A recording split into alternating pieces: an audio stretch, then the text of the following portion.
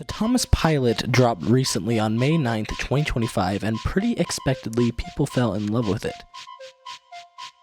This is a piece of lost media that has been known about for some time, but with little known or seen about the actual production of it, save for behind-the-scenes pictures of the props, as well as brief footage from the pilot used in the episode it would eventually become. Season 1, Episode 25, Down the Mine. Now unarchived for the franchise's 80th anniversary, we've gotten to see the picture in full, and it's really neat. Some have said it's even better than the episode in the actual TV series that became of it. Is that exactly fair? Usually with the pilot episode of a television series, you expect and accept a sort of amateurish quality to the production. Not necessarily bad, but its existence itself serves almost as a way to showcase the growth of the rest of the series, and yet people are saying the opposite. At first I thought this really is due to the drought of Thomas content we've had for a while. Since the 75th anniversary, Mattel hasn't exactly put out anything noteworthy outside of the bouncy generic 2D All Engines Go series. But upon a rewatch I realized to anyone saying that the pilot is superior in some ways to the first season, that's completely fair. The Thomas pilot does exemplify some of the amateur aspects you'd expect from a TV show pilot. But otherwise, everything we love about the series is pretty much there. The vibes are just a little off, I suppose. And there are a lot of elements of the pilot that I do prefer, some that remind me of how much more complex the visuals get as the series goes on. The music, composed by one half of the original duo,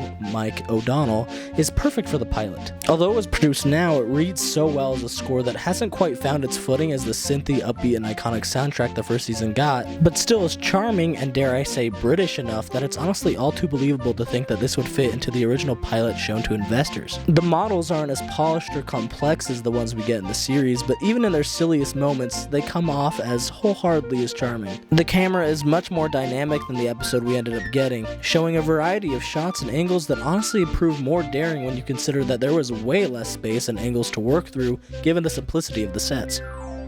As many a fan have pointed out, the scene showing us the practical effect of the Earth sinking before giving way was leagues better than what we got in the actual Down the Mine episode. But it's not like we don't get accidents of that quality in later seasons, and I think that's part of why it's okay to prefer the pilot. It's easy to almost disregard the pilot to be an incredible piece of Thomas history we have now, and not too much more. But this was ultimately still a large labor of love that Britt Allcroft mortgaged her house over for the production of. It makes sense that aspects of the production would shine through in this respect, and that said aspects would shine on once the TV series properly found itself and could explore the world, characters, and all the accidents more. There's not necessarily a call to action for this video. I'm really just happy this pilot is in our hands and free to watch on YouTube in its entirety from the official Mattel channel. Like, that's crazy. It's definitely an idea I couldn't entertain even just a couple months ago. And it's exciting to see the excitement it's brought back to people over this franchise and be adored to a point that it's being actively compared to the series it incited. Not to gesture how much the series has grown from it, but to show that the series was truly a work of love from the get-go. It's not perfect, but no one expected it to be, and I'm just glad it's finally gotten to see the light of day.